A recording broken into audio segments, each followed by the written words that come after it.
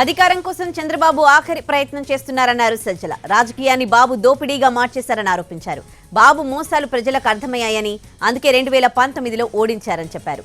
మహాదోపిడీ పుస్తకాన్ని ఆవిష్కరించిన సజ్జల బాబు దోపిడీలను, వ్యవస్థల్ని ఎలా మేనేజ్ చేశారో ఆ పుస్తకంలో స్పష్టంగా వివరించానని చెప్పారు. ఈరోజు తన సర్వశక్తులు కూడగట్టుకొని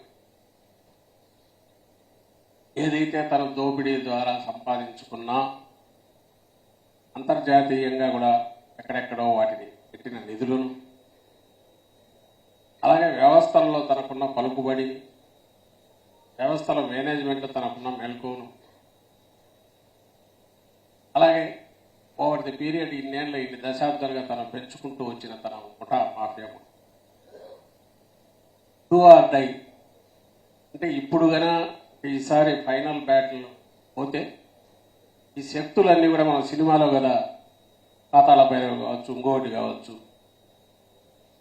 ఫైనల్ స్టేజ్కి వచ్చేసరికి ఒక రాక్షసుల ముఠా అంతా కూడా ఎండ్ అయిపోయేట ఏ రకంగా జరుగుతుందో యుద్ధం, ఆ పోరాటానికి సిద్ధమయ్యాడు. ఆ యుద్ధానికి